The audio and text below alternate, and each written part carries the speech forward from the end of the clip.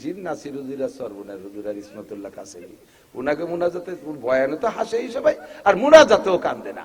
নান টুরবার মুনাজাত ফেরেশতারাই কান্দিতেছে। মহিলারা কান্দে, গীত গায় আর কান্দে, ঠিক না?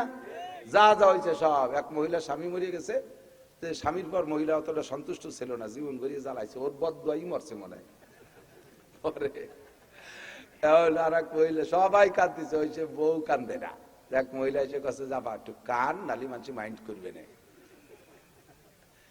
কান বোঝে কি কইয়ে কানবো, এটা তো ক্ষতি হবে, তার কোনো গুণ তো ক্ষতি হবে, তার কিছুই মনে কয়টা কিছু। বাবা কোনদিন মুনাই দে সাড়া বাড়ই নেই বাবা রে ভাই, টেঙ্গি দে সাড়া কোনদিন মারি নেই বাবা রে ভাই, বাবা আমারে চুল কাটা টাড়ি উঠে বেলাইছে বাবা রে ভাই, মরছে স্বামী বাবা রে ভাই। এই মহিলারা মুনাজাতে গেলি বিনয় বিনয় কইয়া ওই কথা রেখে দেয়, ওই বলে কান্দি দেয়। মানুষ মারছে এক বাড়ির, বিল পার হয়ে 40-50 জন বিটি আইছে, সেই বাড়ি লাগে সাথে কান্দিছে, দেখছেন না এরকম?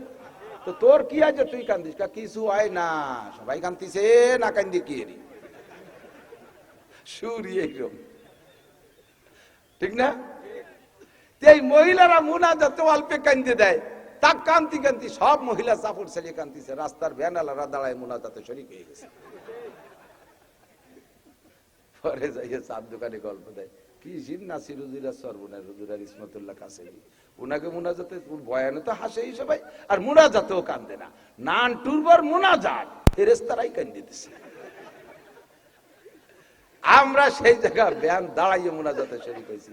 যে কয়জন ওই জায়গায় নান টুরবার মুনাজাতের সাথে শরীক হয়ে গেছে, ওই কয়জন পুরুষের সাথে নান টুরবার জিনার গুনাহ লেখা হয়ে গেছে। করছো মুনাজাত, কাম তো হবেই না, ফাঁকে ইনকাম করে নেছে উল্টো গাঠিতে অন্য কিছু। ইহদা বিহি ওয়া হুয়া লা ইয়াতাদি।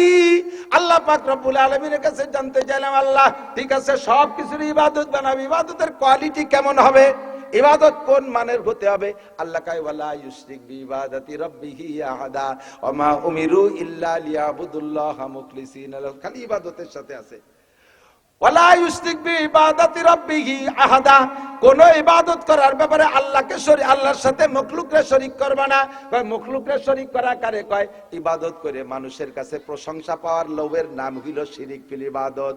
ইবাদত এই ওয়াজ করতেছি ইবাদত, এই জায়গা আপনারা আমারে প্রশংসা করবেন, এই প্রশংসার লোভটাই হলো আমার শিরিক ফিল ইবাদত। আমি ওয়াজ করতেছি আল্লাহ তোমার বান্দারা যাতে হিদায়াত পেয়ে যায়, আমি কোনো মতে একটু পথ দেখাই দিতে পারি যে এই পথ দিয়ে গেলে জান্নাতে যাওয়া যায়, আমার নিয়তটা থাকতে হবে ইখলাস। এই জায়গা যদি আমার প্রশংসার ভাইরাল হওয়ার স্বাদ থাকে, তাহলে এটা শিরিক ফিল ইবাদত হবে।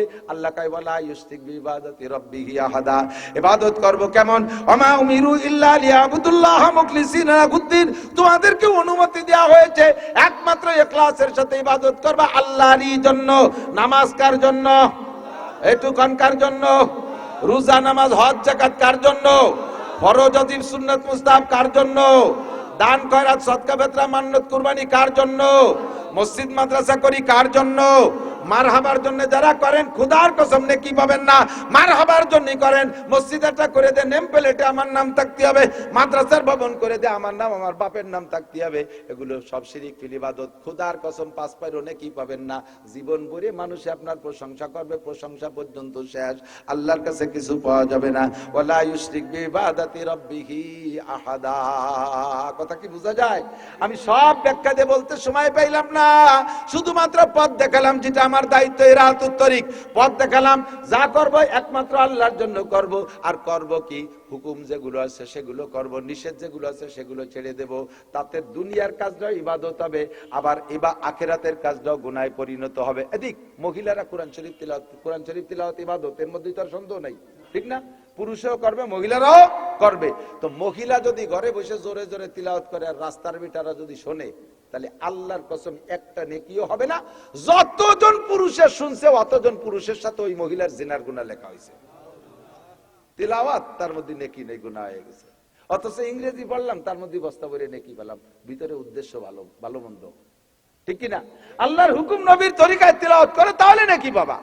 মহিলা বয়ান করে, আরে বাবা এই মাঝে মাঝে আপনাকে দিক তালিম আছে নাকি আমি জানি না, বিটিকে তালিম কয়েক গ্রামের মহিলা গুছাই এক জায়গা বসে তালিম করে। সে স্বামী বিচারা পিএইচ লাগাতে গেছে, সে পিঁয়াজ লাগা এসে দুপুরে ভাত পাইনি, বউ তালিমে গেছিল। তুমি কোথায় গেছিলে? কথা কয় না, দিনের কাছে গেছিলাম। আল্লাহরে খুশি করা ফরজ, তুমি কিরা?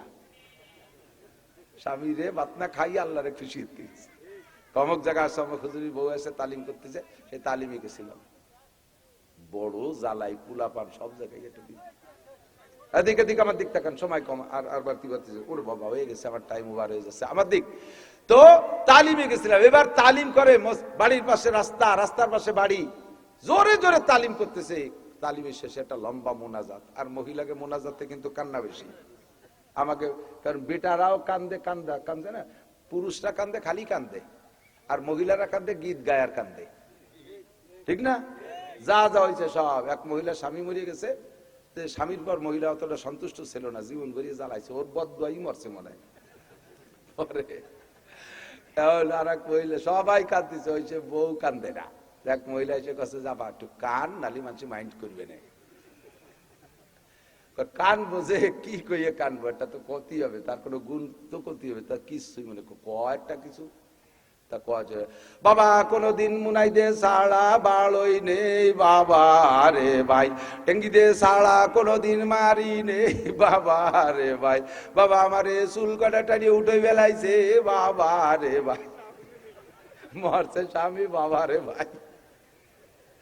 এই মহিলারা মুনাজাতে গেলি বিনয় বিনয় কইয়া ওই কথা রেখে দেয়, ওই পড়ে কান্দি দেয়। মানুষ মারছে এক বাড়ির, বিল পার হয়ে 40-50 জন বিটি আইছে, সেই বাড়ি লাগে সাথে কান্দিছে, দেখছেন না এরকম? তো তোর কি আছে তুই কান্দিস? কিছু হয় না, সবাই কান্দিছে না, কান্দি কি এরি সুরি এইরকম, ঠিক না? এই মহিলারা মুনাজাতে অল্পে কান্দে দেয়, তা কান্তি কান্তি সব মহিলা চাপড় ছেড়ে কান্দিছে, রাস্তার ভ্যানালারা দাঁড়ায় মুনাজাতে শরীক হয়ে গেছে।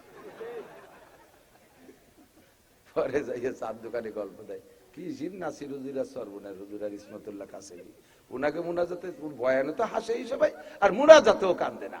নান টুরবার মুনাজাত ফেরেশতারাই কান্দে দিছে। আমরা সেই জায়গা ব্যান দাঁড়াইয়ে মুনাজাতে শরীক হয়েছি। যে কয়জন ওই জায়গা নানটুরবন মুনাজাতের সাথে শরীক হয়ে গেছে, ওই কয়জন পুরুষের সাথে নানটুরবন জিনার গুনাহ লেখা হয়ে গেছে। করছো মুনাজাত, কাম তো হবেই না, ফাঁকে ইনকাম করে নিয়েছে উল্টো গাঠিতে অন্য কিছু। এর নাম হলো মা তাকুমুর রাসূল ফাকুযুহু ওয়া মা নাহাকুম আনহু ফান্তাহু। প্রত্যেকটা কাজের ভিতরে দুইটা দিক আছে। যে কাজটা যেভাবে আল্লাহর হুকুম নবীর তরিকায় নবী করায় দিয়েছেন, ওই কাজটা ওইভাবে করবা, তাহলে দুনিয়ার কাজও ইবাদত হইয়া যাইবে। পক্ষান্তরে আল্লাহর হুকুম নবীর তরিকায় যদি না হয়, দিনের কাজও দুনিয়ায় পরিণত হবে, কোনো নেকি হবে না, গুনাহ হবে। কতক্ষণ ঠিক কি ঠিক না? জামা পরবেন হে যুবক, শার্টের ভিতরে বাম হাতটা আগে ঢুকাইয়া ডাইন হাত পরে ঢুকাই বোতাম লাগাইলে পরা হবে, ইবাদত হবে না। ডান হাতটা আগে ঢুকাইয়া সুন্নতের নিয়তে বাম হাতটা পরে ঢুকাই বোতাম লাগাই দিবা, পরাও হবে, ইবাদত হবে। তাও সুন্নতের নিয়তে যদি করো 100 শহীদের সওয়াব পাইয়া যাবা। জুতার মধ্যে বাম পা আগে ঢুকাইয়া ডান পা পরে ঢুকাইছো, মোজার মধ্যে বাম পা আগে ঢুকাইয়া ডান পা পরে ঢুকাইছো, প্যান্ট পাজামায় বাম পা আগে ঢুকাইয়া ডান পা পরে ঢুকাইছো, শুধু পরা হবে, ইবাদত হবে না। এবার ডাইন সাইডটা আগে ঢুকাইয়া বাম সাইড পরে ঢুকাইয়া যদি সুন্নতের নিয়তে পড়ো, পরাও হবে, ইবাদত হবে, 100 শহীদের সওয়াব হবে। কন্যা সুবহানাল্লাহ। দস্তারখান বিছাই খানা খাইলে খাওয়া হবে, টেবিলের পর বসে খানা খাইলে খাওয়া হবে। টেবিলে খাইলে শুধু খাওয়া হবে, ইবাদত হবে না। দস্তারখান বিছাই খানা খাইলে 100 শহীদের সওয়াব হবে, আবার সাথে সাথে তোমার খাওয়া হয়ে যাবে। কতক্ষণ ঠিক কি ঠিক না? এমন করে প্রত্যেকটা দিকে যেদিকে তাকাবেন সেদিকে পাইবেন। যেই কাজটাই করবেন আল্লাহর হুকুম আর নবীর তরিকায় যদি করেন, তাহলে এটা ইবাদত হবে। আল্লাহ কয় মা আতাকুমুর রাসূলু ফাখুযুহু ওয়া মা নাহাকুম আনহু ফান্তাহু। আবার সিরিয়াল ধরে বলে দেই, আল্লাহ আমাকে দুনিয়া করার জন্য বানাইছে না, ইবাদতের জন্য। এই ইবাদত করতে হবে কতদিন? বলেন কতদিন? মরার আগ পর্যন্ত। ইবাদত করলে কি পাবো? দুনিয়া আখিরাতের শান্তি পাবো। কতক্ষণ? শান্তি, অর্থনৈতিক সমস্ত রিজিক পাবো, আবার সুখময় জীবন যাপন পাবো। এইটা ইবাদতের বিনিময়। এবার জানতে চাইলাম আল্লাহ ইবাদতের কোয়ালিটি কেমন হবে? আল্লাহ কয় ইবাদত হবে শিরিক মুক্ত ইবাদত, এর মধ্যে কোনো ভেজাল রাখতে পারবা না, হ্যাঁ, জাল জয়ীব হতে পারবে না, ভেজাল মুক্ত ইবাদত করবা। আল্লাহ ইবাদত কি জিনিস? আল্লাহ কয় আমার নবী যেটা যেভাবে বলেছেন সেইটা সেইভাবে করবা, যেটা যেভাবে ছাড়তে বলছে সেইটা সেইভাবে ছেড়ে দিবা। তাহলে ব্যবসা বাণিজ্য তোমার ইবাদত, মেম্বারি চেয়ারম্যান ইবাদত, উপজেলা চেয়ারম্যানই করবা ইবাদত, এমপি গিরি করবা তাও ইবাদত, আইএ বিএমএ পাস করবা তাও ইবাদত, পুলিশ বিডিআর আর্মি চাকরি করবা তাও ইবাদত, জজ ম্যাজিস্ট্রেট ডিসিও সিএসপি হবা তাও ইবাদত, ইংরেজি পড়বা তাও ইবাদত, যা কিছু পড়বা সব ইবাদত হবে, যা কিছু করবা সব ইবাদত হবে। খেত খামারে পিএস লাগাবা, পরের আইলঠালা ঠেলি করবা না, ও জায়গা নিজের জমি মাপে জুবে সুন্দরভাবে দরকারে 1 বিঘে ছাড়িয়ে দিয়ে কাজ করবা। এবার যখন পিএস লাগাবা বিসমিল্লাহ কে শুরু করবা, কাজ শেষে আলহামদুলিল্লাহ উঠে চলে আসবা। মহিলারা বাচ্চারে দুধ খাওয়াবা, এইটাও তোমার ইবাদত হবে। দুধের বাচ্চা বিসমিল্লাহ কইতে পারে না, তার মুখে তো বিসমিল্লাহ সে বলতে পারে না, তোমার স্তনের মধ্যে দুধ দেছে কে? তোমার ক্ষমতায় দুধ আসে নাই, কারণ তোমার চাইতে বহুত মোটা মোটা বিটিরাও বাচ্চারে 1 ফুট দুধও খাওয়াতে পারে না। এরকম মহিলা আছে না? এই মোটা খেজুর গাছ ঠিলিয়েটা নিয়ে গেছে, একটা বোতল ঠিলিয়ে নিয়ে বোতল নিয়ে গেছে। আগে তো মুরব্বীরা দেখছে না খেজুর গাছে বড় কলস ভরি যেত না, সব কমতিছে, পরে ঠিলিয়ে নিয়ে শুরু হচ্ছে একটু একটু, পরে প্লাস্টিকের 2 লিটারের বোতল। এখন গাছ কাটে বোতলও নেয় না, নালি দিয়ে তুই আসে, মাঝে মাঝে 1 ফুট পরে পোলা পাঞ্চে জিব্বে ভাইতে বসে যায়, খানিক পর পরে 1 ফুট পরে। গাছ এমনা মোটা, তার 1 ফুটও রস নাই। আর চিকুন এমন একটা গাছ, খেজুর পুকুরের পাড়ে কাইতে রয়েছে, তা কড়াই খেয়ে দিয়েছে অর্ধেক, গাছি উপরে উঠলি খালি এরকম দুল খায়, তাতে এত বড় কলস একটা নিয়ে আসছে। আরে গাছ কি আর কলস কিনিলি? কয় তাই সকালে আসিস, দেখ যে সেই গাছে 2 খেন রস হয়েছে, 1 কলস হয়েছে ছোট ঠিলে, 2 ঠিলে রস হয়েছে। দেশে কে? তোমার বউটা শুকনো, 2 বাচ্চা জমজ হয়েছে, 2 স্তনে দুধ খাই সত্যি পারে না। আর মালিক মোল্লার বোর এত বড় মোটা এক বউ, তার একটা মেয়েরে সারা বছরের মধ্যে 1 ফুট দুধ খাওয়াতে পারে না। দুধ দেয় আর না দেয় কে? কাজেই এই নিয়ামতের শুকর আদায় করার সিস্টেম হলো বাচ্চারে মুখটা দুধের সাথে লাগাই দিয়ে তুমি মা মুখে বিসমিল্লাহ বলো, আর খেয়ে যখন বাচ্চা মুখ সরাবে তুমি মা মুখে আলহামদুলিল্লাহ বলো। আরে দুধ ফিডারে কিনে খাওয়াইতে ব্যান চালানিয়া লাগে, কোনো কিছু খাওয়া না থাকে না, শুধু ওই ব্যান চালানি পয়সা দিয়ে খালি বাচ্চারে দুধ কিনে খাওয়ানো লাগে। এত লাখ লাখ টাকা কামাই করি, তাই বাচ্চাদেরকে দুধ কিনে খাওয়াতে গেলে এবার হাওয়ায় যেতে হয়, ঠিক কি ঠিক না? আর বানায় খাওয়ানো কত কঠিন। রাতের বেলা মা ঘুমাই রয়েছে, অন্যাসে বাচ্চা নিজে ইচ্ছে করে মায়ের স্তন থেকে দুধ খেয়ে খেয়ে জায়গায় ঘুমাই যাচ্ছে। আর যেগুলোরে বানায় খাওয়ানো লাগে দুধে দামড়া দামড়ি দুধে একটারও ঘুম থাকে না, রাত 2টের সময় ওঠা লাগে, 3টের সময় লাগে, ক্যাক করে ওঠে, উঠে আম্মু দুধ আম্মু দুধ। কত বিপদ! এই এত বিপদ থেকে আল্লাহ বাঁচাইছে, স্তন করে দুধ দেছে। কাজে বিসমিল্লাহ তুমি বলবা, দুধ খাওয়ানোর পরে আলহামদুলিল্লাহ বলবা। যত ফুটা দুধ খাইছে প্রত্যেক ফুটায় ফুটায় তোমাকে নেকি দেওয়া হবে। সাথে স্তনটাকে খোলা অবস্থায় দুধ খাওয়াবা না। অনেক মা আছে বেহায়া বেশরম, ছেলে একটা 18 বছর বয়স কলেজে পড়ে, আর একটা কোলে দুধের বাচ্চা, দুধের ডারে দুধ খাচ্ছে, পুরো স্তন খুলে দিয়ে 18 বছরের যুবক মায়ের স্তন দেখতেছে। মায়ের সাথে সন্তানের জিনার গুনাহ লেখা হবে। শ্বশুরের সামনে স্তন খুলে দুধ খাচ্ছে, ভাইয়ের সামনে স্তন খুলে দুধ খাচ্ছে, বাপের সামনে স্তন খুলে দুধ খাচ্ছে, বিলকুল হারাম, জায়েজ নাই। পর্দার সাথে দুধ খাওয়ান, তাহলে এটাও ইবাদত হবে, তাহলে এটাও ইবাদত হবে। স্বামী স্ত্রী দুইজনে আনন্দ করবেন, দুইজনে একসাথে এক বিছানায় ঘুমাবেন, ওর ভিতরে আল্লাহর হুকুম আর নবীর তরিকা আছে। এই তরিকা অনুযায়ী আপনারা রাত কাটান। ফেরেশতাদেরকে আল্লাহ বলে দুনিয়ারে পর্দা দিয়ে ঘিরে দে, নূরের পর্দা দিয়ে ঘিরে দে, দিয়ে ওকে দিক ফিরিও তাকাবি না, সকাল পর্যন্ত যাওয়ার ওই বেড়াবে, তো ও নিয়ে তোকে চিনতে না। তো এই টাইমে আমরা কি করবো? আমরা বুঝতে পারি না, ওকে দুইজনের আমল নামায় রাতভর নফল নামাজ লিখবি। কি হতেছে না কি হতেছে, নফল নামাজ লেখো, তাই দিয়ে তো কইছিলে একটু লিখবি লিখবি। ওরা আল্লাহর হুকুম নবীর তরিকায় রাত কাটাইছে, ওটা তাদের ইবাদতে পরিণত হয়ে গেছে। আমি শুধু পথ দেখাইলাম, এভাবে সব চেষ্টা করা যাবে তো ইনশাআল্লাহ। আমি আগেই বলছি ইহদিনাস সিরাতাল মুস্তাকিম, আমার পথ দেখানোর দায়িত্ব আছে। এবার চৌরাস্তায় যাইয়ে গুল্লি খাইয়ে আড়াই জাতি পারেন, কাজেই একেবারে হাতে ধরে পৌঁছাই দেবে আল্লাহ।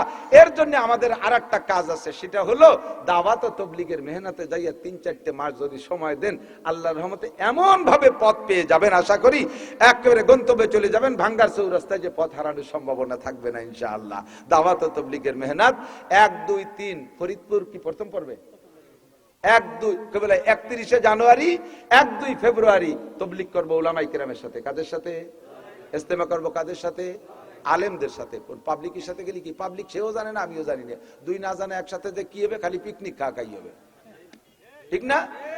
5,000 7,000 ছেলেদের টাকা দিচ্ছে, ছেলেরা যাইয়ে বেশ মুরগি টুরগি বিরিয়ানি টিরিয়ানি খাইয়ে বাপ আর তেল কইয়ে চলিয়েছে বাড়ি। আবার কি শিখছেন? সে ঠকি গেছিলাম এক আমিরির সাথে, সে এক আবাল, ওই খাওয়াই শিখছি।